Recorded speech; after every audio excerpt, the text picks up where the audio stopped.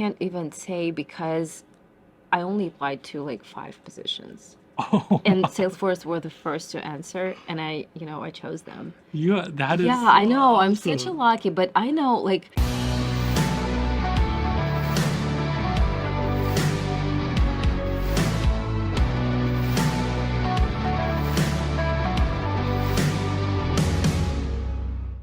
What's up, everyone? Welcome to another podcast episode. We have Alina, who's our guest for today. She's also a YouTube star. it's irony. Yeah. Yeah, yeah. We are right now in Salesforce building. She's a Salesforce intern. Here. What role is it? I'm a localization intern. Localization Yeah. intern. Yeah. It's a very interesting role. I have no idea. She was telling me a little bit about it, so we'll explore that. But before that, let's do a quick intro. Yeah, sure. Where are you from? What do you do right now? And the fun stuff about you. Yeah, okay. So, hi everyone. I'm an international student. I came here last year for my master's in translation. So, I go to Kent State University in Ohio. We have one of the best programs in the field. That's actually the reason why I came to the US. So, it was either UK or US, but Got it. in UK, there's like literally no financial assistance. And here I got a full financial aid, so I decided to go here. And it's one of the best programs, so it was like a win-win for me. And you're not from America, you're from I'm from Russia. I'm Russian. Yeah. Russia. And so do you have to do the same process like GRE, TOEFL, all of that? I do, but I do feel that GRE is not, well, I don't know. I mean, it's not a requirement, but it's better. Like, I do think it, informed the admissions committee decision to give me a full financial aid. So, Got yeah. it. Okay. And then, so you're doing masters. Yep. Okay. Masters in what course?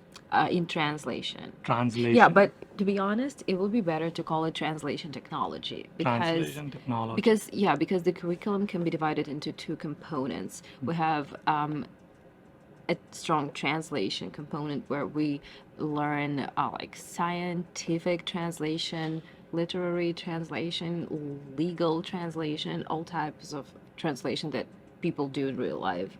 And the second component is everything technology related. So we do a little bit of code, like HTML, CSS, translation Wow. technology. Yeah, so it's kind of very technical. And most people who come to just study translation, for some reason, they end up crying. Yeah, because they're Because not it's ready for too the. technical. Yeah, because Okay. it's too technical. I didn't even know this role, like this education existed. Like, I mean, I didn't know that there's a special education just to do like learn translation. Yeah, honestly, like 3 years ago, I didn't know either. Okay. So, like typically, if you like foreign languages and you want to pursue a career in the field, people think about translation or teaching foreign languages, right? So localization sphere is something very, I wouldn't say like very new, but very few people actually know about that. And even fewer programs there are out there in the world that Right. actually teach that. So, yeah. And so, okay, and for people who don't know anything about Okay. translation, Yeah. what career options or career roles you can get once you finish your education? Oh, this is a very cool question. So, localization basically, okay, I'll start with the basics. So, if Okay. you want to translate a novel, right, you just need probably a doc, like, and a dictionary. But if you want to translate an iPhone, that's not enough, right? So you Right. actually need to understand how to work with code, right? So yeah, this is a field that is at intersection of translation and technology. So you have to kind of be both of two worlds. And on this path, you can go either like you can pursue more linguistic roles, or you can go a little bit or more technical. So on this spectrum, you can be either like a translator, editor, what of all these jobs, technical writing you can do, Right. or you can go to like localization engineering or solutions architecture, or like when you basically help other companies to build their localization multilingual content strategies. Yeah. And that's just making it super simple. So when people open iPhone right now, it's in English. I mean, Yeah. a lot of people have it in English, Yeah. but like they want to be in their own language or Like if I'm in Russia, right? So I will use it in Russian. oh, Well, so me not, but most right, people, right, right? yeah. So So people who don't understand English and they want yeah. to use Russian. So your job is to help engineers to figure out what it is in No, actually, my job is to. So people prefer. This is a pure statistics that people prefer using products in their own languages. right. So if they don't, they kind of struggle. If even if they do understand the language of the website, I don't know, the product, Yeah. they still kind of don't want to linger Hmm. on there. Hmm. So they prefer using like In in their their own yeah, language. yeah. So that's why it's so important. Yeah. And here at Salesforce, like we have a very huge like multilingual Yeah. And you guys have user so base. many Yes, tools. yeah, yeah, So yeah. and So the goal is to launch products globally. mm, So localization is very like computer science is a very broad notion, hmm, like concept, hmm, because there is you can do like video localization is when you're more into like Netflix is hmm, the biggest yeah, player on yeah. the market, globalization market, because they do this transcriptions, right? So this is one thing. You can also do like software localization. You can do video games localization, language QA. This is all, you can do. So It's different types of localization that you can do, and different people like different things.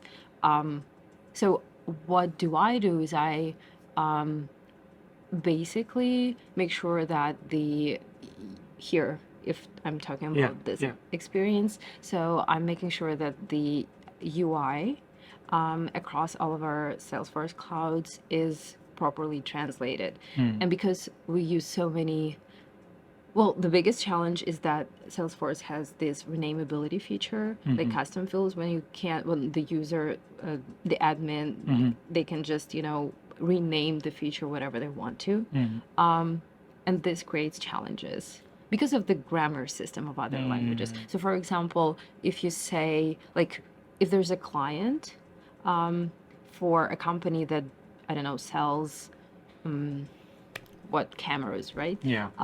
So for maybe for hospital, it will be like patients, not clients, Mm, right? So you can call your customers whatever you want to, but if, for example, in English, you only like yeah. these two words start with a consonant sound. Yeah. You have to also take into account the grammar rules. Right. Yeah, so it's complicated. It's not as yeah. Yeah. We are going like super deep in localization.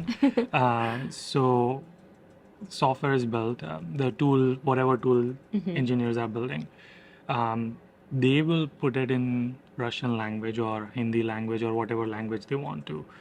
And then your job is to QA that and make sure it is. Usually developers do not translate. Oh, so Yeah, then, so this is the localization engineers or localization department job to do that, to make sure that they do it.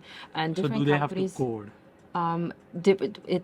it depends on the company, how it works for the company. Okay. I can't tell about, Yeah. here, but yeah, it depends. Some companies prefer to do it internally. Some companies outsource. Okay. So Got it. yeah, Okay. it's different everywhere. And usually, like one of the biggest challenges here in my role is to educate developers how to properly write the code so it's localization ready, because like internalization is another component that you Mm, have to think about. So you have to develop with global markets in mind. Like if you create a button, if you build a button that do not fit, like generally, like if you translate from English into Russian, the text expands. So Right. you have to, keep this in mind when you even build the feature or I don't know That is anything. so cool. So we do this, pseudo localization. We do all of this stuff, and yeah, it's not as like usually people don't even Yeah, know. people Yeah, think like if we can just yeah, click like put it in my language and that's about it, yeah, but there's a yeah, lot of engineering behind it. yeah. Um, so going back to your career, you are doing masters in translation Yep.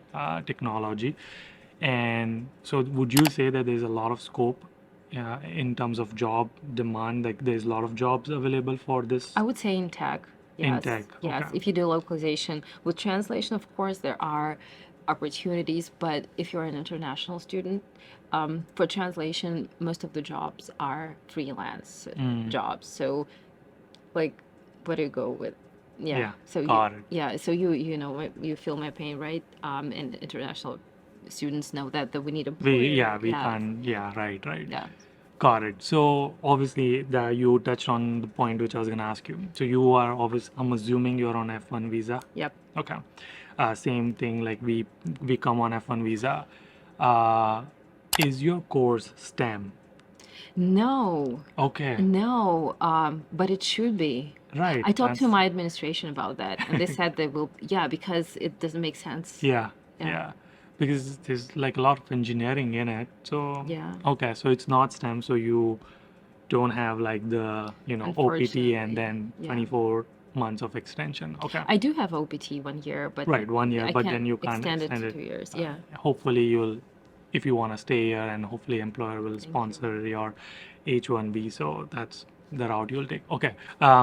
So obviously, Russian has probably their own education system. For me, when I came here from India, it was like a whole another level of education system. Did you find any cultural differences when you studied here? Yes, of course it's different. Yeah. Okay, so I didn't do my undergrad here, so I didn't have this major thing because in master, like when you're in grad school, you don't do this, right? Yeah. Because it's already like a professional degree. Yeah. So that was not different, but I don't know, the deadlines, very strict deadlines that you have to submit everything on time. But honestly, in Russia, it was much more harder to study. Oh, really? Yeah, it is challenging to study here, but I don't know. My experience was it was very hard. Yeah, that's how I remember God. my undergrad years. But yeah, God. it's still challenging. Culture shock, of course, but I think I knew about most of things coming here because I watched your videos. That was very surprising when she said that she watched my videos. Yeah, well, it was not a surprise, honestly, I think, I right? mean, Yes, I think people I tell you think, that. yeah, but like majority of my audience is from like India, so like someone from Russia watching my Oh, content is like okay. surprising. Like, Oh, oh, really? okay, yeah. Yeah. So that's why. Yeah, I watched his videos when I was studying for the GRE test. Yeah, so it was Got very it. helpful. Yeah, cool. So Salesforce, how did that happen? When did you like, like, so how did you get it? Okay. It was a long journey. Yeah, yeah. I think I applied late November, and it took me like all of these months Right. to get here. Did you apply all online? Yeah, no referrals, nothing. I think I'm such a lucky person. Just yeah, so I think I mentioned that in the video that we did with Ayush. Yeah. So yeah, I had no referrals, but I really worked on my application. So I did my portfolio, even though they didn't ask about it. And what did I do else? Yeah, and I really drafted my no, not drafted, like mastered my cover letter. So yeah, So you applied online and I just found the job posting on LinkedIn. okay, Then I applied. yeah. Yeah. And before Salesforce, did like so for us like a lot Indians, when we are like applying for tech roles, we face a lot of rejections until we find like an company who's wanting to interview us. Okay. it's a iterative process where we are working, applying, and it's like, okay, I didn't get there. Maybe something need to change in my resume. Yeah. Is it same for your role, or you are like pretty sure? I Like, do think that software engineering roles are more competitive because just because of how many people are are applying doing for that? them. Okay. Yeah. Yeah. So I can't even say because I only applied to like 5 positions. Oh, And Salesforce were the first to answer, and I chose them. that is Yeah, so I know. I'm such a awesome. lucky, but I know like you can think like, oh, okay, then it was not so hard. But I know people like my colleagues in the program, they like it took them 1 year to find a job. Mm-hmm. Some people can't even find a job. Yeah. So I don't know how it Yeah. works, but I do think that I did have relevant experience already. Like I come from the background that is very helpful for doing, for, s- being successful in this role. Yeah, I did have professional experience in this field. I think I really tailored my application. I knew that I was a perfect fit. Mm. So, yeah. Got it. Okay. You applied online. Your resume got picked. Yeah, and like in 5 days, the HR, they reached out to me, said, probably you can be a good fit. Maybe you want to do an interview. So, and they sent me a lot of information. Did you say like I'll think about it and tell you? Or No, I was stressed out. It was very oh stressful. yeah, yeah. I mean, my heart was pounding. I didn't sleep. It was in the middle of, like, I had 3 interviews and it was all in the middle of my finals. And I Mm. couldn't, get ready for my finals because I was so focused on doing this interviews. Yeah, of course, like, back then it was, oh my God, very stressful. And Mm. now I'm talking about it like, yeah, but, it's possible. It's Yeah, it is possible. possible, and Yeah. that's what I wanted like a lot of my audience to understand that something like this is also available. One, like localization engineering role, and then two, you can get it. And so, what's the interview process? Do they like what do they ask you? I didn't have any technical interviews Okay. because it's just not applicable to our role. But um, first interview was with my manager, How many rounds did you have? like 3 rounds. 3 rounds. Okay. First with my manager, and it was mostly behavioral Okay. questions and questions about my experiences. Okay. Like, okay, you mentioned this. Tell me about it, Mm. and how did you solve the problem? And Yeah. yeah, things like this. And the next interview was with my colleagues. Mm. I want to say my trail guide. So trail guide is a mentor among your colleagues who actually who you work very closely with. Got it. Okay. So yeah, so it was an interview with 2 people. Mm. Stressful because it's like a good policeman, a bad policeman. Oh, Yeah. good cop, bad cop. Yeah, Yeah. yeah. Well, not like that because they're No, very, yeah. nice Nice. people. Yeah, yeah. Yeah, but still you're stressing because like when you're answering to the first person, the second person is It's like, watching you. yeah, yeah, Yeah. yeah, yeah, yeah. It's stressful. It was my first time, interviewing in Mm. front of several, like 2 people. Was it in person or was it No, it on was remote. I remote? was in Okay. Ohio at the Yeah. time. Yeah. And what kind of question they asked? Yeah, it was hard because you have to really prepare. So I think I practiced. I actually go to my university's career center. Mhm. I did some sessions with my career coach, asking like use all of the resources that you Yes. can, like all of the resources. I asked several people to look at my resume. We also have like a writing center. Yeah. So I ask people who are native speakers to read through my Review. cover Yeah. letters, my portfolio materials, because of course I, for example, write in English, but I'm not a native speaker.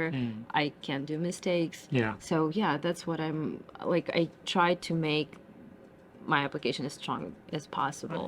And going back to yeah. questions, it was again behavioral questions, where like for example, working as a team, or So all your interview or like entire interviews or all the rounds were Yeah. mainly behavioral rounds, Yeah. like situational question, like Yeah. hey, if you had a conflict with your team worker, how would you resolve yeah, and that? also about like technology, like how did you use it, which problems did you solve, how did you solve them, things like this. Because like yeah, like I, Did for they example, ask you like, have you ever translated from English to Russian? well, it's um, No, because it's kind of it's it's not that what they're looking for.